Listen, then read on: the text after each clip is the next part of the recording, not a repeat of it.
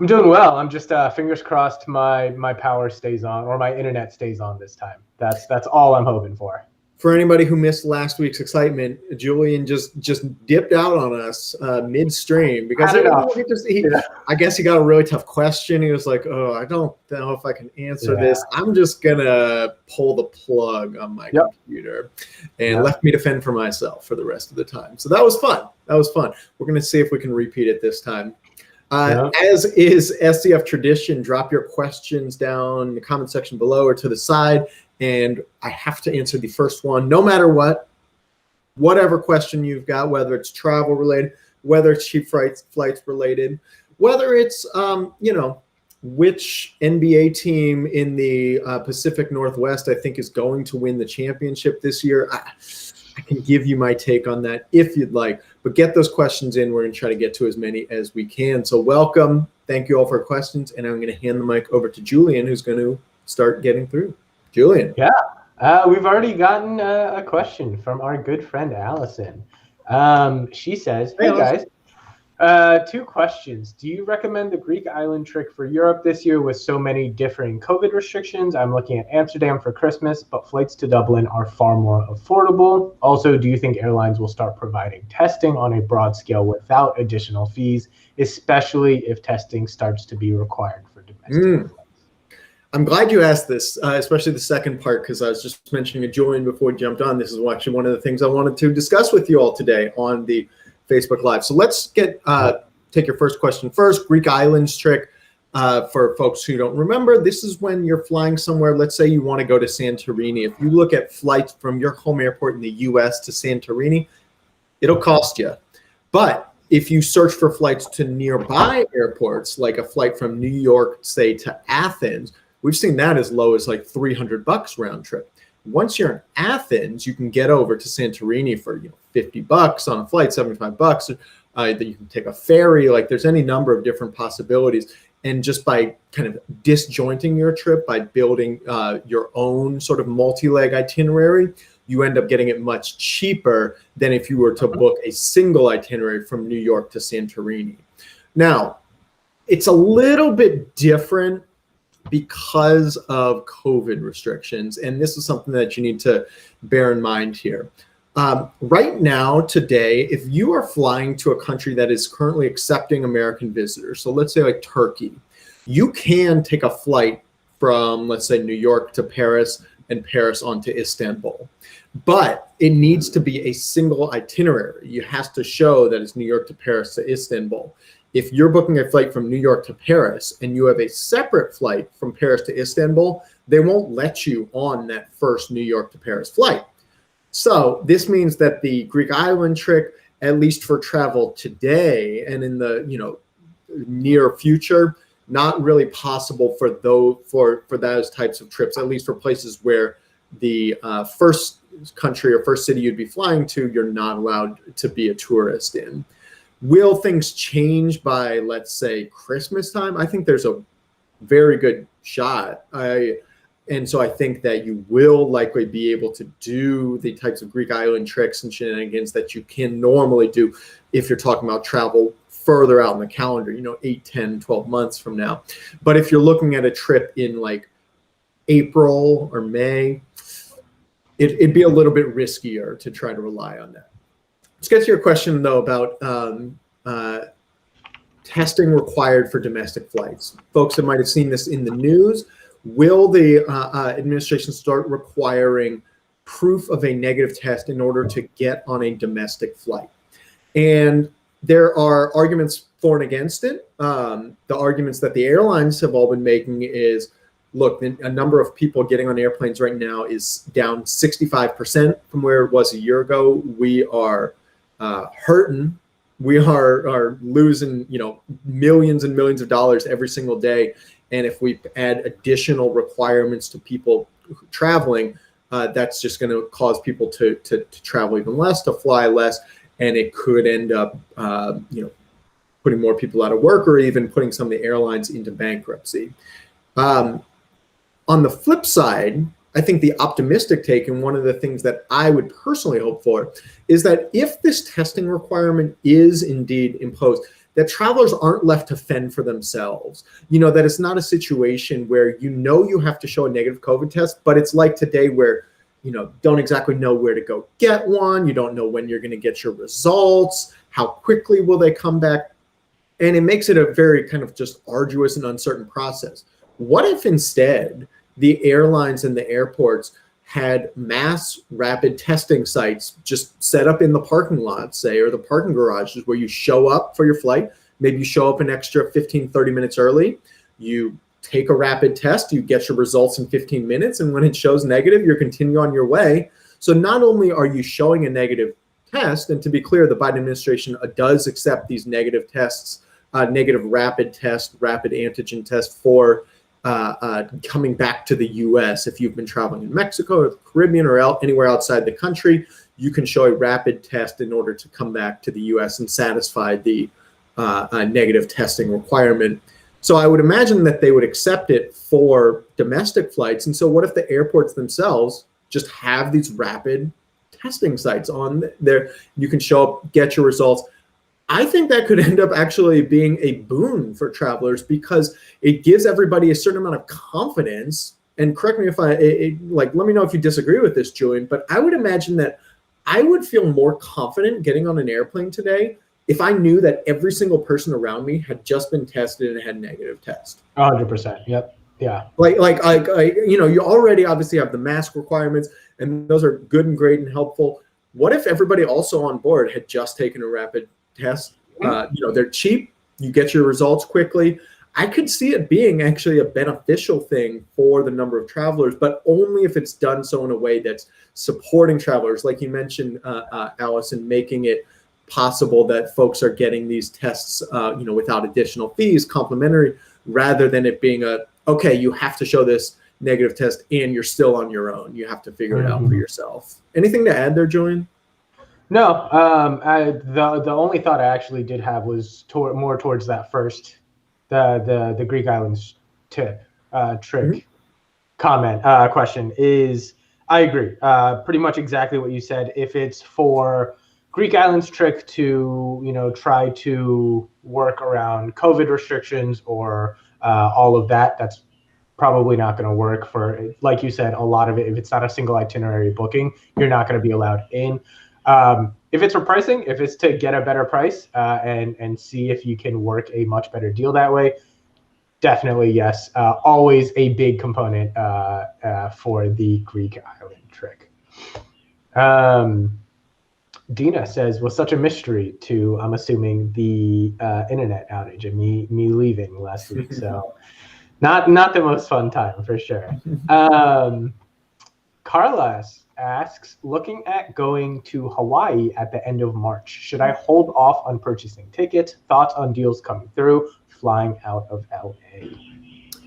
If you're looking at going to the end of March, not only would I not hold off, I would try to book those tickets ASAP because if I recall yesterday, Julian, correct me if I'm wrong, I think we had found some flights in the past few days from LAX to Hawaii for, $124 nonstop round trip, I believe, like something incredibly cheap. Basically the cheapest some of the cheapest flights I've ever seen on those routes. I would set those up right quick, especially because I believe they were on Southwest Airlines, which, as we all know, has a ton of flexibility. If you book with points, you cancel, you just get your points back. If you book with credit card and you cancel, you just get a full travel credit. They don't take any fees or anything away. So I would absolutely do that. Hawaii is the only place in the U.S. right now where you are required to show that proof of negative test before travel. So make sure you figure out how to get that beforehand. Shouldn't be too difficult, but something to plan for in a way that you wouldn't have to if you're flying to Austin or Miami or somewhere like that. Yeah, to be a little more specific, the deal was out of Long Beach to Maui for $124 nonstop, but there were LAX to Hawaii deals for $134, $138. So still amazing deals. I understand it, but I'm always so jealous of, your West Coast deals to Hawaii. Like 100, 130, 150s, Almost Listen, unheard. as somebody who grew up in the middle of the country, grew up in Ohio, went to school on the West Coast, lived in DC, lived in Colorado, now back out on the West Coast. Cheap and quick flights to Hawaii are one of the best parts of living on the West Coast. I mean, don't get me wrong. There are a lot of wonderful reasons to live out on the best coast, as they say. But cheap flights to Hawaii and being able to get there in like 4 or 5 hours rather than the 11 hours I believe it would take for you to fly there to join. And that's assuming you have a nonstop. It makes it's pretty awesome. Yeah. All right. Enrique asks, Hey, SCF. I had a trip booked for Guy on Avianca through a deal on a third-party OTA. They canceled a leg of it, and I haven't been contacted for a refund/voucher. Can I call credit card to dispute the charge? Is that Oklahoma? I'm looking. It looks like he corrected it to GYE, which would be, I believe, Guayaquil. Yep. Yeah. Okay. Yeah. So that's one of the main coast city in Ecuador, beautiful city, and also one of the main jumping off points if you're flying out to the Galapagos Islands, one of my favorite places to visit. So they canceled a leg of it. You haven't been contacted for refunds. Can you call the credit card to dispute the charge? The first thing that the credit card will ask you if you're going to dispute a charge is, have you contacted the seller and asked for a refund? So I would go ahead and try to do that very first thing. Again, if the airline canceled it under U.S. law, you are owed a refund if they cancel any portion of your trip or make a significant schedule change, even if it's a foreign carrier like Avianca, as long as at least one of the legs of your itinerary was flying to or from a U.S. airport. The refund will likely have to come through the OTA who you bought through, but I would absolutely be getting in touch with somebody at that OTA to see, hey, where's my refund? They aren't always great about proactively reaching out and processing these, but usually when you are the one who actually gets in touch with them, it should be okay. If you reach out to them and if they, radio silence, dragging their heels, not giving you the refund that you are rightfully owed by law, at that point, then yes, I would be willing to call up my credit card and try to dispute the charge. Yeah, I was like, oh, I didn't know Avianca flew to Oklahoma. That makes a lot more sense. Katie asks, well, first, she does have a question, but more importantly, she comments, cool mustache, Scott. So there you go. Please tell my wife that. I try to convince her it actually looks pretty sharp. And we have a respectful disagreement about that. I promised to get rid of it for her upcoming birthday. I figured this is an easy way to do a birthday gift for her is by you grow the mustache and then you shave it off your birthday. It's great. Hey, right? Thoughtful husband right here. Yeah, that's pretty impressive. But also, now you have solid proof that the mustache is approved. So there you go. Yeah. Her question though is, how's Iceland looking in late April from the U.S.? So Iceland's one of the interesting cases that they are one of the first places that have announced that travelers can go there and bypass the normal testing and quarantine requirements if they have been vaccinated, if they can show that proof of vaccination. We've talked about vaccine passports in the past and how many places around the world that you can't visit today, like Europe, Japan, Australia, basically the entire globe, the way that many of those countries will begin to open up is by only allowing tourists in who have been vaccinated and who can show they've been vaccinated. Iceland is one of the first ones to do this. And so if you think that if you either have been vaccinated already or think you will be by late April, then absolutely, I think it'd be a great time to go. And great time to go in a number of ways, because not only would that proof of vaccination allow you to bypass the testing and quarantine requirements that they have in place otherwise, but it also, look, Iceland's one of those extraordinarily popular tourist destinations that usually is just swarming with tourists. You can't throw a rock without hitting other groups of other tourists in Iceland. But right now, tourism is way down. And you might have a kind of rare opportunity to be able to visit one of these iconic places without the usual crowds that you might expect otherwise. I mean, man, can you imagine being able to go to the Blue Lagoon without having like 1,000 other people there with you? So I don't know. I would definitely consider it, especially if a good deal pops up. And also remembering that for basically across the board, for all new bookings, as long as you book by the end of March, even if you're traveling in April or the summertime or the fall, whenever, you have that built-in flexibility. The airlines have said, we're not going to charge any penalties if you want to later change your date. So you book that flight for late April, as long as you book it, in February, by the end of March. And then let's say April rolls around and I don't know, it just doesn't feel right. You haven't been vaccinated. You can push your dates out to May or to June or whenever and not have to pay a penalty to do so. Most airlines are saying if the new flight is more expensive, you do have to pay the fare difference. You don't have to pay any, penalty plus the fare difference, but you do have to pay the fare difference. But the good news is that most airlines are also saying if the new flight is cheaper, then you get the difference back, usually in the form of a travel credit. Like I wish they would give you it back in the form of cash, but not world's not fair sometimes. You can't expect everything. But it's good though that if you say you book it for $500 in late April and then you push it back to September and it's only $300, then you'd get that $200 back in the form of a travel credit for your next trip to Iceland. Yeah, and Katie says, thanks for the Iceland info. I'll be vaccinated by then. Awesome. Congrats. Let us know in the comment section well, gosh, I don't want to put people on the spot. You don't have to share your health records, but I love hearing about people who've been vaccinated. It makes me so excited. Just a tinge of envy and jealousy of people who have already been vaccinated. Yeah. But I'm excited for my turn in the line, and it makes me so just joyous to hear about the people who are able to do it already, because it feels like a light at the end of the tunnel. It feels like we're finally getting through this together and that there are much better times around the corner. And so hearing kind of those individual personalized stories of people who have already gotten their jab, gotten their shot is just wonderful. So congratulations to all of you all who are doing that, and keep holding tight the rest of us. Yeah. Jennifer has our next question, and she asks, we are traveling to Costa Rica out of Kansas in April. Thanks, guys, for the heads up on the cheap flight.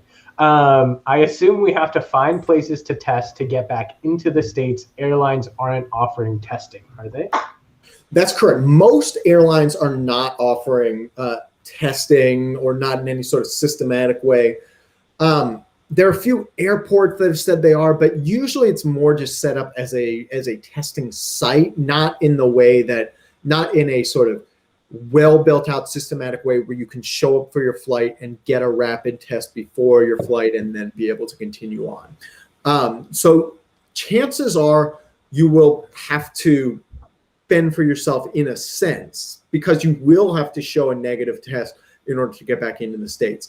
The good news is that a huge number of resorts and hotels and whatnot in Latin America are starting to offer their own complimentary tests for their guests, because they know, that this requirement exists for American travelers, and that if an American traveler doesn't feel confident that they're going to be able to figure out how to get a test on their own in somewhere like Costa Rica or Cancun or Cabo, then they might not take the trip. So the hotels and resorts are saying, we will set up our own complimentary testing sites, either on the premises or be able to have an easy way to help our guests get tested before their trips home. So that would be the first, if I have a trip planned to Costa Rica in April, that would be the first thing that I would do, is check out, whatever hotel or place I'm staying at last before I come back to the US. I would see what sort of testing site or offerings they might have, because that's probably going to be the easiest way to make sure that you get that test before coming back. All right. Next question is actually something I don't think I'm fully knowledgeable on, so I'm also curious. What do you think the near and midterm future looks like for cruises? Ooh, great question, Virginia. So cruises obviously took a little bit of a people are probably a little bit less likely to get on cruises after some of the early cruising, Diamond Princess, others that were just, I mean, we remember early in the pandemic how many cruise ships were just grabbing headlines. And there, to my knowledge, there have been a couple sort of false starts. There have been a couple instances where cruises have tried to take trips, tried to start voyages in the past 4, 5, 6 months, and almost immediately an outbreak happens on board, or I'm not aware of any sort of successful cruise voyages in any sort of like grander, like in any large scale since the pandemic began. I followed it from a distance. I read Gene Sloan's work. I check out others who have been talking about this a little bit. I would be surprised if this comes back in any significant way in the next, say, 6 months. But I also recognize this is a little bit outside of my area of expertise. I would imagine, though, that something like vaccine passports is going to be especially helpful for the cruise industry in getting back on its feet.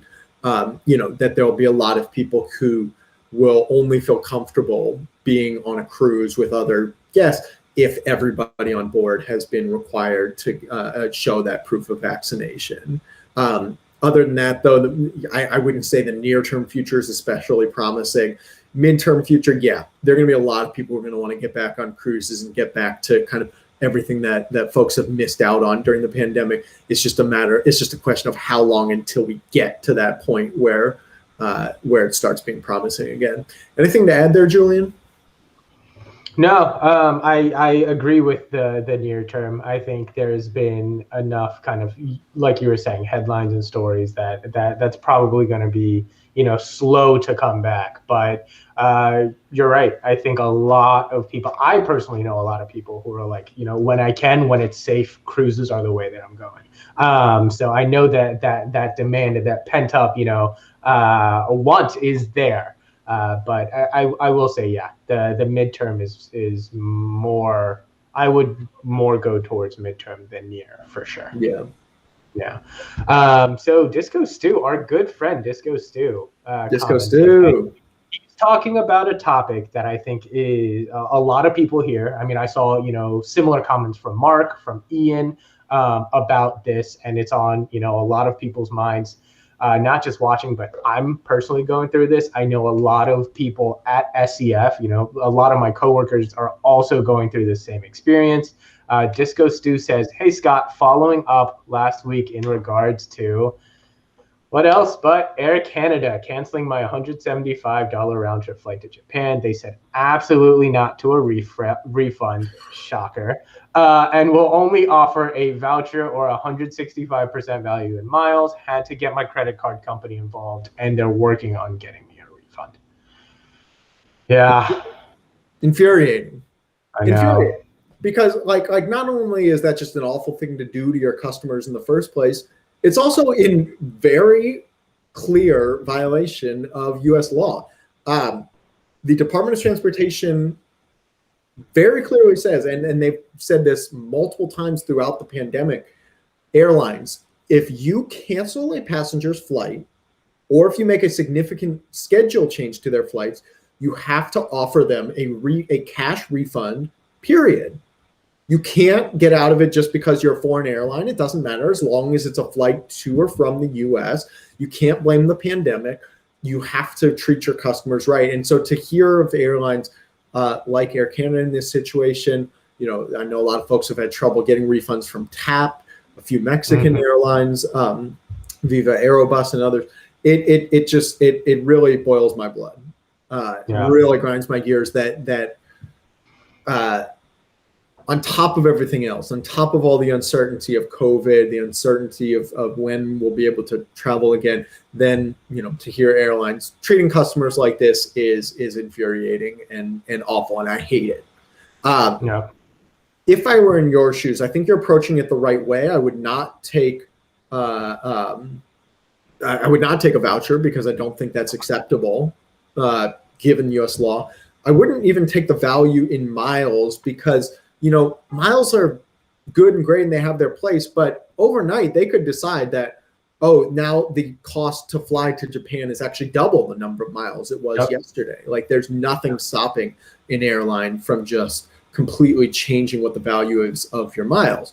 I'm glad that it was a very cheap flight here, so we're not talking about $1,000.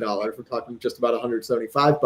But the first thing that I would do is try to get Air Canada to just reschedule my trip. So let's say it was scheduled for April. Say, hey, can you just give me the same flight in June or in August or in October, whenever? That way, I can still have a trip on the book and keep the $175 price point rather than having to get a refund. And, who knows when the next $175 flight to Japan pops up. If they're totally unwilling to play ball on that, and to be clear, I would try that a couple times. Folks early on in the pandemic might remember some of my advice that the best thing that you can often do when you're calling and asking for something is a little acronym called HUCA, hang up, call again. Airlines have thousands of customer service agents, and I can't tell you how many times I've called up, been told no, called a second time, been told no, called a third time, they said, yeah, we can do that. Agents do have some amount of discretion. And if you've been told no, 3 or 4 times straight, at that point you can kind of get a sense like, okay, this is something that's hard coded. This is something they're not willing to budge on. Versus, if I'm only been told no once or twice, I still have it as an open question in my mind. Maybe this is just discretionary. Maybe maybe I just didn't have the right agent. I didn't have enough sweet talk in there. So that would be the first thing that I would try to do. But if I'm not making any progress that way, and they're totally refusing to give the actual cash refund that they owe, then at that point, yes, I would go to my credit card company and I would lay out what happened, because they can give you your money back when you dispute that, and they will then go recoup the money from Air Canada. Your credit card company, your bank, is interested in keeping you as their customer over the long term, and this is why they have those purchase protections in the first place. They want to make sure that when you purchase something with your Visa card, with your Chase card, with your, Capital One card, whatever, that you are going to get the thing you purchased for. And if you don't get it, that's why they have these agreements with these companies, so that they can then claw back the money and give it, and they'll actually refund you generally ahead of time. They'll give you the money back, and then they'll go claw it back for themselves. That would be the approach that I would take. But gosh, thanks for letting us know. It irks me to no end, though, to hear the way that they've been treating folks during this. Air Canada, if you're listening, be better, do better. God damn it! Like this is terrible. I know it's something that I've seen even in our comments. There's a lot of people going through this, and it especially sucks because it was such a good deal that we sent out for Japan. This was one of the best Japan deals that we've been able to send out. Certainly in recent memory, yeah. For them to come back and just be like, no, we're good. It's just like, no. You're not, and let's you're right, do better. Let's do the right thing here. So yep, I think you did lay out some good steps though for a lot of people to follow, and me personally, I think I'm going to follow those steps as well. Jackie asks, have credit with Spirit Airlines to be used by May 30th, but we don't feel comfortable flying at the moment due to husband's compromised immune system.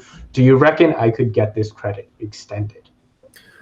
It's absolutely worth asking, and it's generally the type of thing that they often won't proactively extend those, but it's a sort of squeaky wheel gets the grease situation where if you actually proactively make this ask, oftentimes they will. We talked about how airline agents have discretion to grant certain things. This is definitely one of those where they can usually extend the expiration date on credits or vouchers. Especially given your situation with your husband, I think, I would just call them up, explain. I would be pretty surprised if they said no. The only reason I'm not giving you a 100% guarantee is Spirit and budget airlines are notoriously a little bit stingier about these things than some of the more legacy airlines or some of the more customer-friendly ones like Southwest.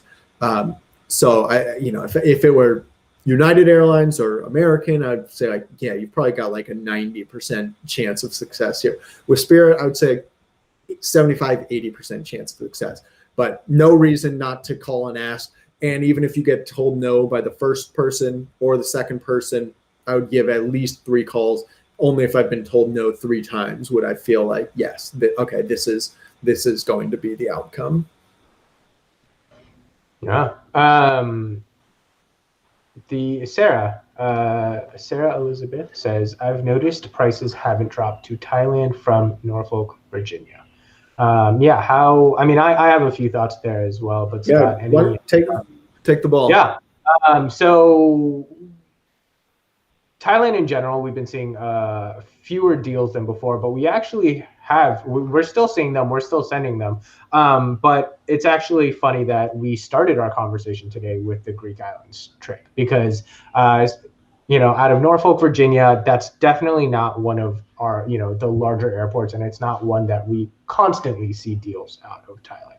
So the thing that I would look into is seeing if you can get maybe a domestic flight or domestic trip to a place like, I think we sent actually a Thailand deal out of JFK. So if you can get yourself up to New York City, we usually have some pretty good Thailand deals out of DC as well, which is closer to Norfolk, Virginia. That could be a way to go. We've also, we see deals out of LA a lot as well. So if there's a great domestic deal from maybe somewhere out of Virginia or DC to LA, that could also be a good option to look at. But we sent, 2 days ago, we sent $688 deal from JFK to Thailand on Etihad, which is a great experience in itself. So that's probably what I would be focusing on, is seeing what deals there are to Thailand and figuring out ways to get there. But we are always looking for flights. So if there happens to be a deal from Norfolk to Thailand, you'll be sure that we'll find it and we will send it to you. Any other thoughts there, Scott? The only other thing I'd add there, I think you summed it up perfectly. The only other thing I would add is that there has been a decrease in the frequency of cheap flights to many international destinations. Europe, Thailand, basically almost everywhere except for like Mexico and some parts of the Caribbean. And you might be wondering, well, why is that? Well, because the by far the biggest determinant of how many cheap flights there are to any given destination is just how much competition there is between airlines on that route. There are not many airlines that are flying right now between the U.S. and Thailand or anywhere in Asia. There are actually no airlines that fly but direct between the U.S. and Thailand. But there aren't many people traveling on that route per se. Whether it's via Japan, Singapore, wherever. There aren't any flight. There are much fewer flights right now between the U.S. and Europe than there were this time a year ago. Ditto with most of the world. There are just about the exact same number of flights right now to Mexico as there were back then, because Mexico is a place that people can visit today. And so once travel starts to resume to places like Thailand, then you're going to start to see more competition between the airlines, because more people are going to want to fly those, and the airlines are going to want to scoop up that demand. And so I think just the fact that the only people who are flying from the US to Thailand right now are people who are not only qualify, so maybe they're dual citizen, or they're willing to satisfy the quarantine requirements to take a vacation there, not your sort of average tourist. And so those folks who want to go to Thailand are very motivated, and they're willing to pay more. and there just aren't as many seats available for it. And so you can see it's kind of a recipe for more expensive flights. But once the situation starts to change, more and more folks get vaccinated, more and more folks are eager to travel, and more countries start to relax their border restrictions, then you're going to see more of those flights to places like Thailand and more of those cheap fares available. All right. I didn't realize the time. You got time for one more question, Scott? Let's do it. All right. Before that question, though, Disco Stew, of course. I feel like we should have just expected this out of Disco Stew. He said they tried saying that the ticket I purchased was a non-refundable one. And then he also said they said no to that as well, which is, I think, when you were talking about pushing the flight back and seeing if you could keep the fare. So, oh my God. Oh God, that's such a bad faith argument on Air Canada's part. So disappointing. Yeah. All right. So last question. It's kind of a two-parter, but I think they're similar enough questions. So Tanja asks, Tanja, please correct me if I'm saying that wrong. Will I be able to fly without a vaccine? I have some issues that prohibit me getting it. And the second part of that question, I missed it from somewhere. Oh, Sarah Elizabeth says, if you are vaccinated, can you go to Europe and come back to the US without issues? So one part is like not vaccinated, one part is vaccinated. So with the caveat that most places where we're talking about a vaccine passport being accepted, they haven't actually announced what their requirements are, when it'll be implemented, this and that. So there's still a lot that's up in the air about it. I would expect that if not initially, then eventually most countries that will require a vaccine for proof of vaccination for entry will also then, without in the not too distant future, allow travelers to visit if they show a recent negative COVID test. There are places you can visit today with that recent negative COVID test, but and I would expect that to get more widespread as the pandemic recedes and as more people get vaccinated. But I wouldn't be surprised if at least initially they're only reopening tourism for people who have been vaccinated. One of the reasons we talked about this is because for families with young kids like myself, the vaccination is not approved for children or anybody under the age of 16. And so, for families to be able to travel, the only way to get their children in would be with a negative test rather than proof of vaccination. I don't know exactly when that would happen, and some countries will certainly allow either proof of vaccination or proof of negative test, but it's just going to be different everywhere. To the question of the U.S. requirement, right now, today, if you travel, you take a vacation this weekend to Cancun and you come back to the U.S., you have to take a COVID test and show a negative result in order to get back in the U.S. In fact, even before getting on your flight to the U.S., you have to show that negative test. Will this still be required in a couple months when people start to get vaccinated? What I suspect is going to happen is that requirement will expand, and it'll say either you show a recent negative COVID test or you show proof of vaccination, one or the other. When exactly that would happen, I would guess like March or April. That's when a lot of the public health experts, Dr. Scott Gottlieb and others, are saying that supply is going to start to outpace demand, that the general public, including possibly me and you, Julian, might be able to get our jabs. But until then, I would expect that the only way to get back in the U.S. is going to be with a negative test. But once vaccines become widely available, then I think you might see them start to be accepted as either that or the negative test in order to re-enter the U.S. These are great questions, though, and I hope it's helpful given my sort of like best sense of what's to come down the pike. if the pandemic and COVID has taught us anything, it's that things can change pretty quickly from good to bad, from bad to good.